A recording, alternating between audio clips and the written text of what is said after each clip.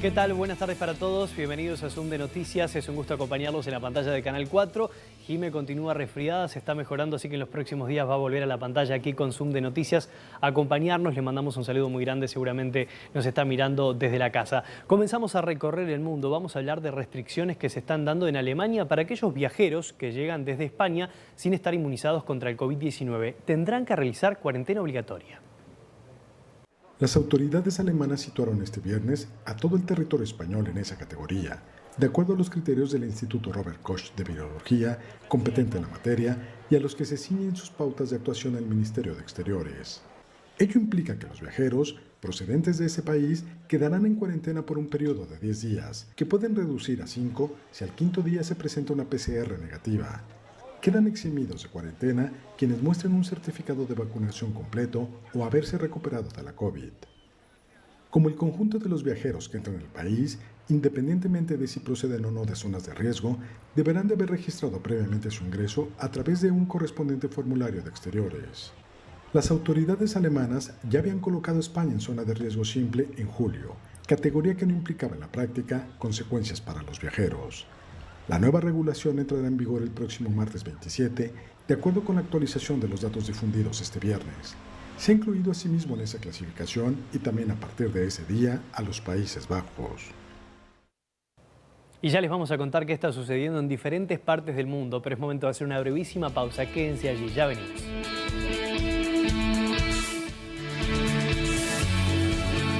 Regresamos a la pausa, seguimos adelante en esta edición de Zoom de Noticias. Es momento de viajar hasta Argentina para hablar de una revolución artística y comercial que se está dando en el barrio Bellavista de Buenos Aires. Allí descansan los restos de Diego Armando Maradona. Diego Armando Maradona murió el pasado 25 de noviembre de 2020. Fue enterrado en el barrio La Provincia de Buenos Aires y este lugar vivió una revolución tanto artística como comercial, dándole alegrías a las personas que viven acá. El futbolista descansa en Jardín Bellavista, un cementerio privado de la localidad de Bellavista y perteneciente al municipio de San Miguel de la provincia de Buenos Aires. A pocos metros del ingreso al cementerio se ve un mural con la frase "Aquí descansa Dios", junto a una imagen de un joven Maradona futbolista de espaldas con una camiseta de Argentina y la cinta de capitán en su brazo izquierdo. Desde que el astro del fútbol fue enterrado en esta zona, las calles aledañas se llenaron de murales del barrilete cósmico. Damián Díaz, artista plástico. Cuando pasó lo de Maradona hubo una revolución grande acá en el barrio, bastante, mucho, porque este barrio no era tan conocido. Liliana Pez, una vecina de la zona que pasó a metros del cementerio, le dijo a EFE que Diego significa un montón para el barrio. Como uno dice, Diego no murió. Diego está vivo y está en el corazón de cada uno de todos nosotros. Diego dejó tristezas por su muerte, pero alegrías para este barrio que pocos conocían. Y seguimos realizando nuestra gira por la región. Viajamos hasta la Reserva Antisana. Esto se encuentra en Ecuador y fue declarada Parque Nacional.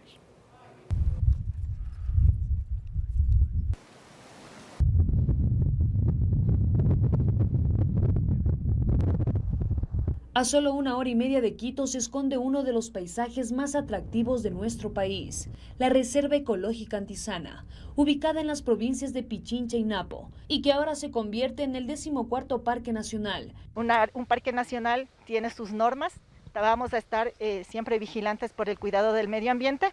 Llegar hasta esta área protegida es tener la oportunidad de admirar la majestuosidad del cóndor andino, el ave símbolo de nuestra patria. El sitio alberga una gran cantidad de ejemplares de esta especie que está en peligro de extinción. Que la tercera parte de cóndores a nivel nacional se encuentra en este sector. Entonces, por esa facilidad que tiene el turista o el visitante en poderlos observar. El Antisana también tiene una gran diversidad de flora y fauna silvestre. Tenemos el lobo de páramo, que es muy común aquí, ya especies más grandes que también es ya un poco más difícil que se les pueda observar, el oso de anteojos, el tapir de andino, el puma también lo tenemos. Esta área protegida representa un territorio importante de conservación de la biodiversidad, que va desde el glaciar Antisana hasta los bosques de la Amazonía. Ha sido reconocido por su belleza, con 9 tipos de ecosistemas y diferentes atractivos. El otro sitio de visita es el sector del Tambo, que es cerca ya a Papayacta. Ahí también tenemos uno de los atractivos importantes que a nivel internacional también es conocido, que es la Ruta del Cóndor, en donde desde Papayacta, pasando por aquí por la Mica, se puede llegar también a otro de los parques nacionales como es el Cotopaxi. Hasta hace algunos años era de difícil acceso. Sin embargo, hoy es un área a la que se puede llegar desde distintos puntos del país. Una experiencia para compartir con toda la familia, es unas vistas hermosas. Se recomienda así venir muy abrigados, hace bastante frío. Para disfrutar de sus maravillosos paisajes y admirar su flora y fauna no hace falta esperar, ya que está abierto los 365 días del año desde las 8 de la mañana hasta las 2 de la tarde. Y no podemos dejar de hablar de los Juegos Olímpicos. Se conocieron los primeros campeones de la disciplina surf, que debutó por primera vez en estos Juegos Olímpicos de Tokio. El primer campeón olímpico de surf es brasileño. Ítalo Ferreira se impuso en la final al japonés Kanoa Igarashi, que se quedó con la plata. En el duelo por el bronce, el australiano Owen Wright se impuso a otro brasileño, Gabriel Medina, que se quedó así fuera del primer podio olímpico de este deporte. Poco después, la estadounidense Carissa Moore se convirtió en la primera campeona femenina en surf, tras derrotar en la final a la sudafricana Bianca Buitendag, plata, y la japonesa Amuro Suzuki, bronce. El surf es una de las grandes novedades de esta edición de los Juegos. Las pruebas se disputaron en la prefectura de Chiba, a un centenar de kilómetros de Tokio. Las finales estaban inicialmente programadas para el miércoles, pero fueron adelantadas por la llegada de una tormenta tropical a Japón que trajo oleaje a esta zona, ideal para las competiciones. Presenta Ultramayorista, el líder de la limpieza con su nueva imagen y su gran experiencia. Ultramayorista. Bienvenido a casa. Y en instantes seguimos recorriendo el mundo, pero ahora es momento de recibir a Marcelo Irachet con las noticias más destacadas de esta edición de Telenoche. Buenas tardes, Marce. ¿Qué tal, Santiago? Muchas gracias, muy amable. A ustedes muy buenas tardes. Les cuento que hoy en Telenoche vamos a estar desarrollando en profundidad una información que acaba de darse a conocer y oficializar el Ministerio de Salud Pública. Tanto hemos venido hablando de la tercera dosis, pues bien, ya es oficial. Acaba de emitirse un comunicado por parte de la Unidad Rectora de la Salud en nuestro país en cuanto a que en el transcurso de esta misma semana las personas, los pacientes que son inmunodeprimidos o inmunosuprimidos, graves y leves, estamos hablando esencialmente de trasplantados, personas que incluso se hacen hemodiálisis, van a estar recibiendo un SMS con fecha y hora para recibir una tercera dosis que incluso pueden llegar a ser 4. Les explico lo siguiente.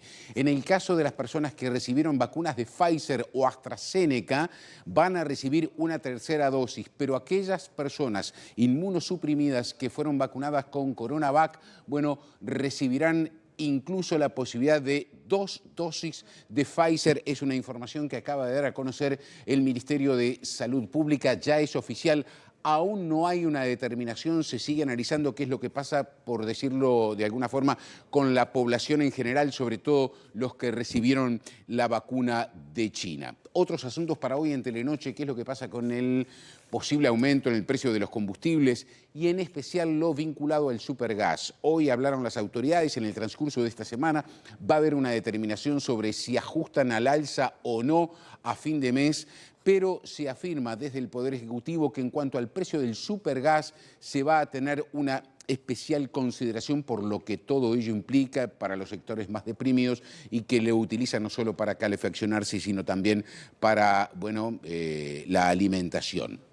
Otro asunto destacado para hoy, tenemos que contarles una tarea que va a realizar el MIDES conjuntamente con los Ministerios de Interior y Defensa. A partir de un ratito nada más salen a recorrer distintos puntos de la ciudad aquí en Montevideo, pero también en otros puntos del interior por la ola de frío. Ya se está haciendo sentir cada vez con más insistencia. Tenemos varios informes desde el interior del país y las recomendaciones de un médico especialista para tratar de combatir estas bajísimas temperaturas que se avecinan. Harvard va a estar en Uruguay. Tanto hemos venido hablando. acerca de esta prestigiosa universidad de los Estados Unidos con el índice que creó para medir la efectividad o el grado de la importancia de la pandemia en determinados lugares en función de los análisis realizados y la cantidad de casos positivos. Ustedes saben que tiene desde hace 20 años oficinas en la República Argentina.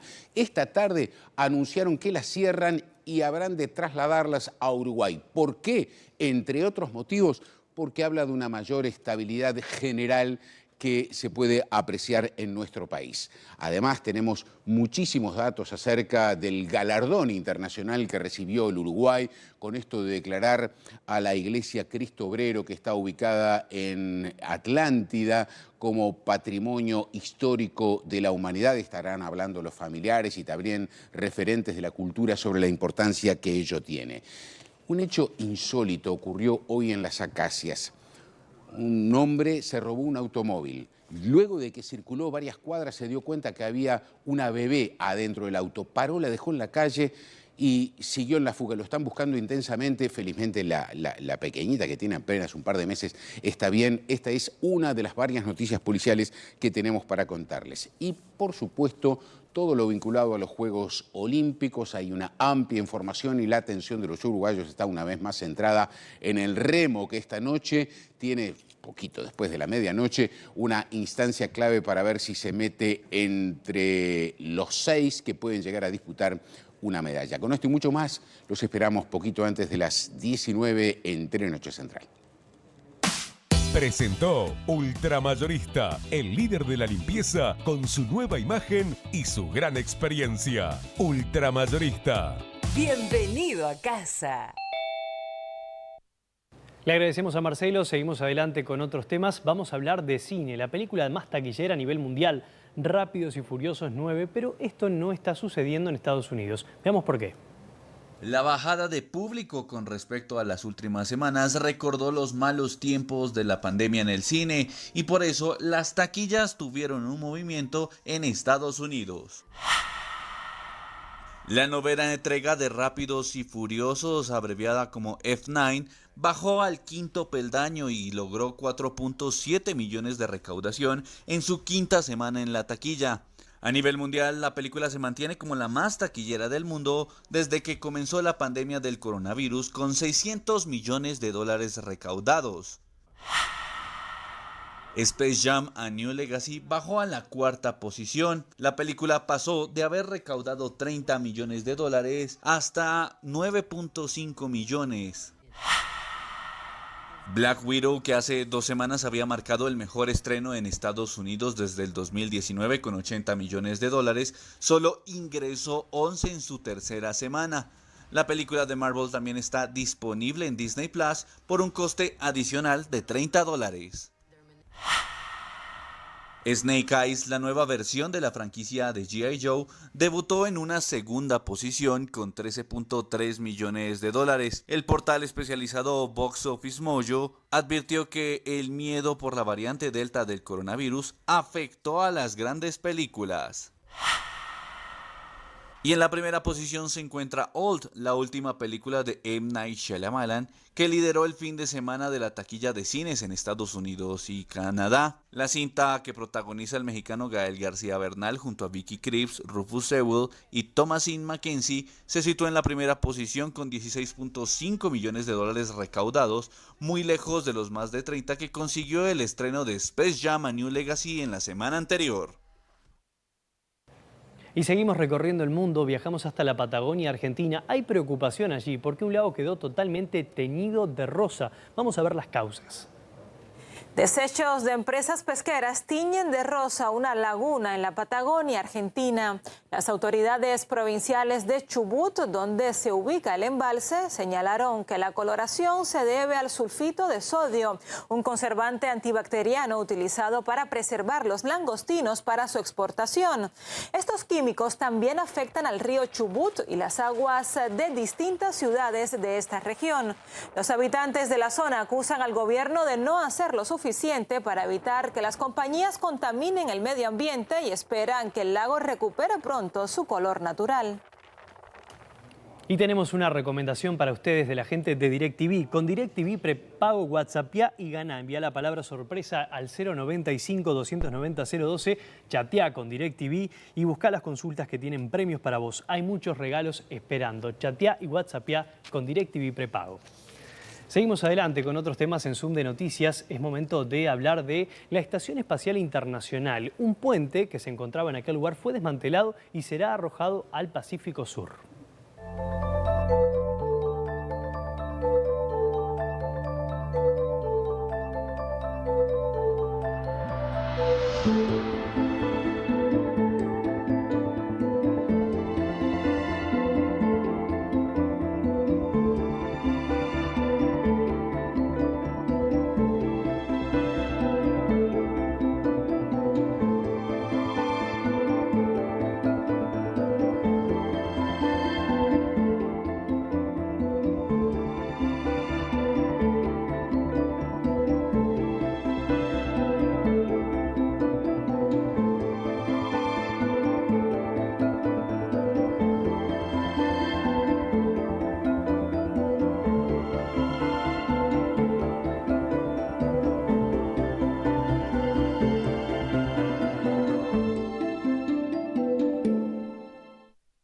Y viajamos nuevamente a Argentina para contarles la historia de Martín Ron. Se trata de un artista que tiene muchísima proyección en toda la región y realiza murales. Vamos a conocer su historia.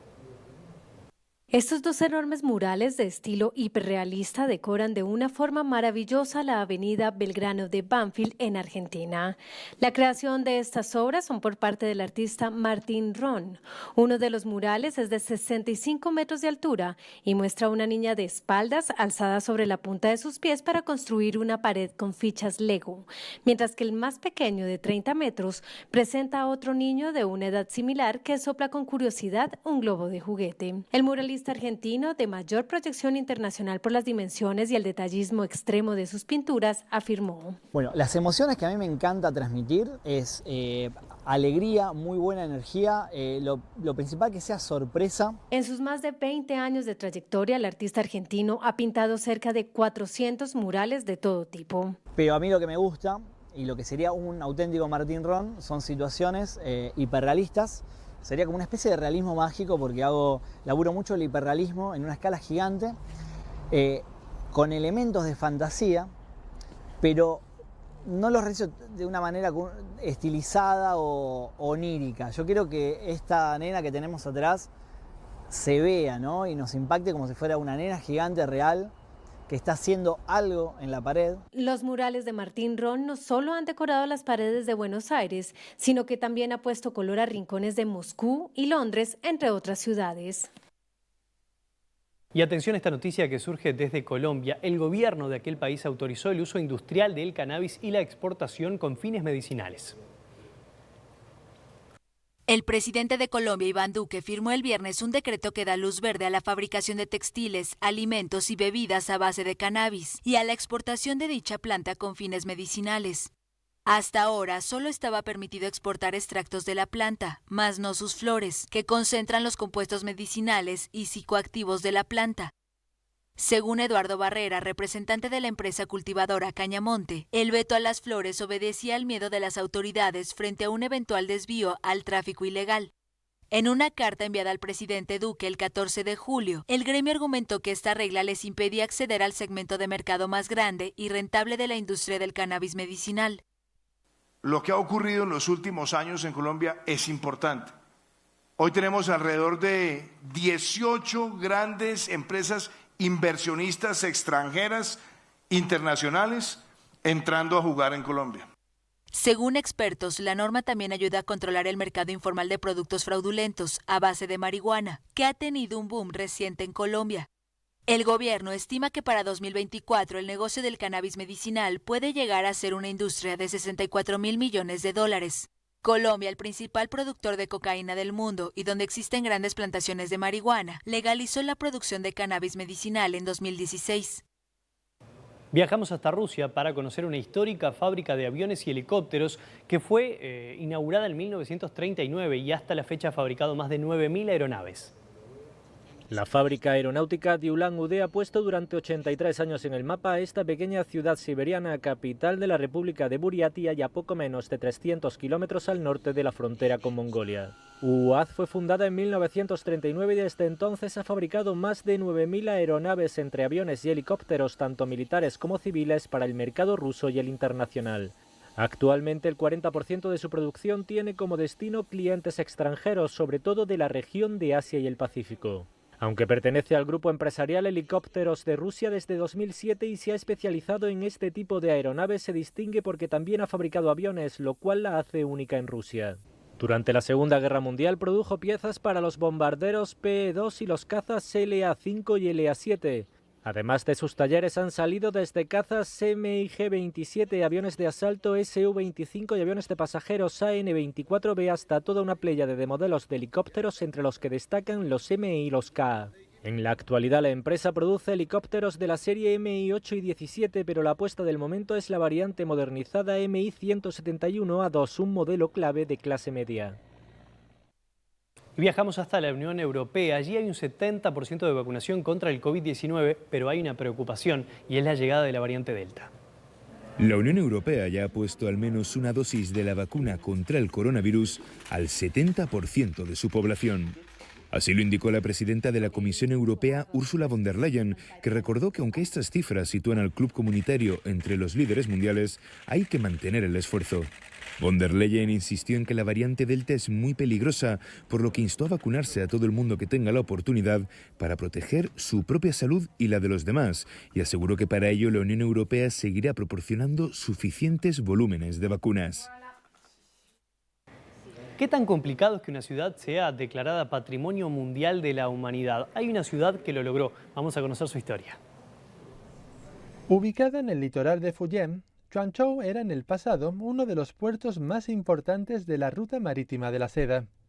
La ciudad cuenta con 22 sitios de interés, entre los que destacan edificios administrativos, templos religiosos y estatuas. Esta urbe destaca por su comunidad multicultural, sus monumentos culturales, la producción de hierro y cerámica y su red de infraestructuras, que está compuesta por puentes, puertos y pagodas. Durante las dinastías Song y Yuan, Quanzhou fue un ejemplo mundial de puerto comercial. Cuenta con un desarrollo único y ha conseguido unos logros sobresalientes hasta convertirse en una reliquia cultural para toda la humanidad que no tiene precio.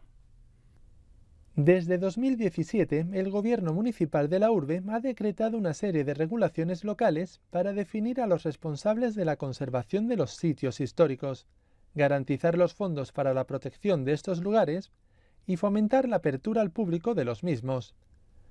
Todos los esfuerzos se están tomando para proteger los sitios históricos de la ciudad.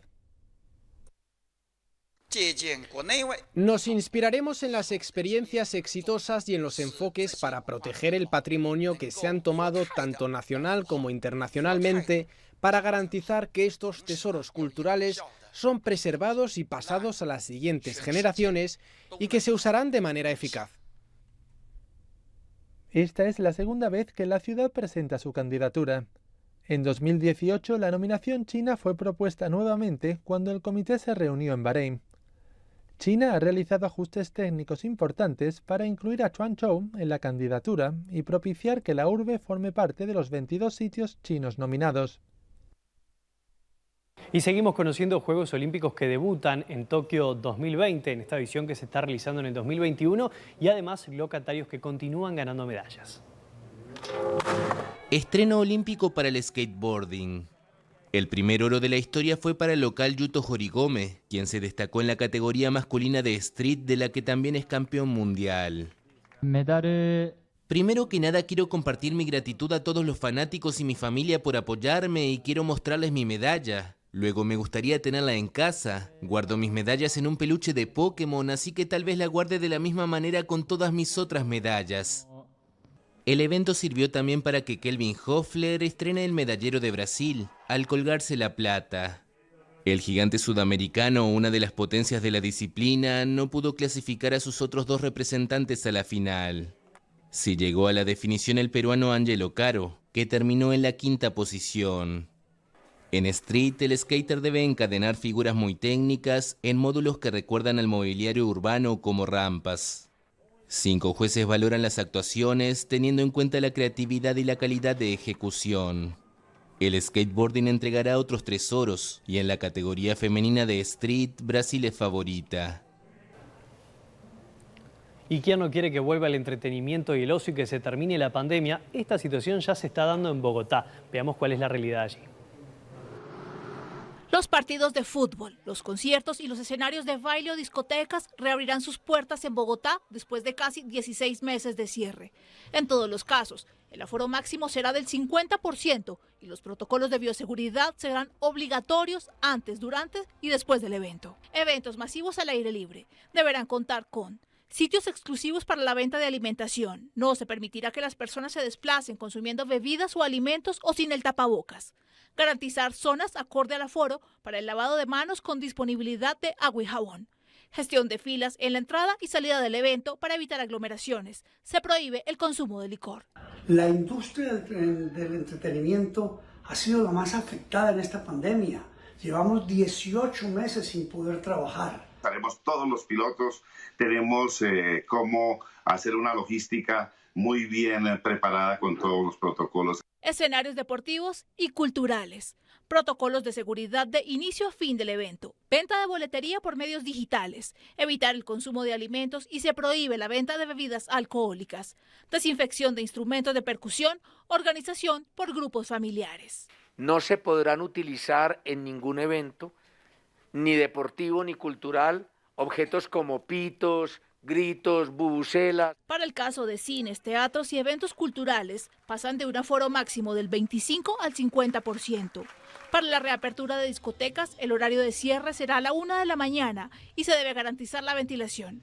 El 25% del sector se reactivará con estas medidas. Tú puedes estar con tu grupo, celebrando con tu grupo y, digamos, no tener contacto directo con otras personas. Todas las restricciones ha empujado y ha mostrado en la evidencia de muchos espacios ilegales e informales. Estas medidas se adoptan luego que la capital cumpla con los requisitos exigidos por el gobierno nacional. Hoy Bogotá está por debajo del 75% en ocupación UCI y además tenemos también la vacunación de las etapas 1, 2 y 3 por encima del 70% de cobertura. De aprobarse estas medidas por parte del gobierno nacional, la apertura iniciará desde este fin de semana.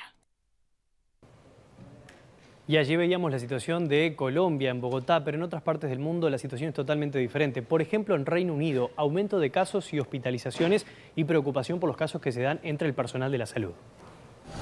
El Servicio de Salud Público británico NHS enfrenta actualmente una presión similar a la experimentada en el pico del pasado enero.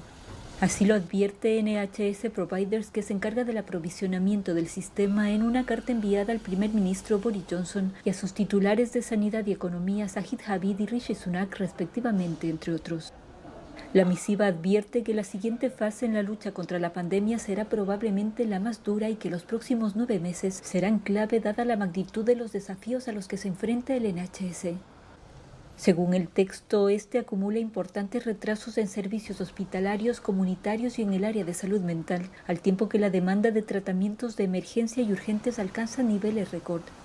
La situación además está empeorando por el aumento de las hospitalizaciones por COVID-19 y el repunte de casos de COVID de larga duración. Además, los hospitales afrontan una pérdida significativa de capacidad debido al reforzamiento de las medidas de control de la pandemia y a que los sanitarios pierden días de trabajo cuando tienen que hacer cuarentenas o piden bajas por estrés. Finalmente, los expertos se muestran preocupados porque las señales que llegan del gobierno sugieren que no habrá fondos para mantener la calidad del sistema sanitario público. Y viajamos hasta Argentina para hablar de un plan de fabricación de bicicletas eléctricas. Prevén fabricar 50.000 unidades anuales.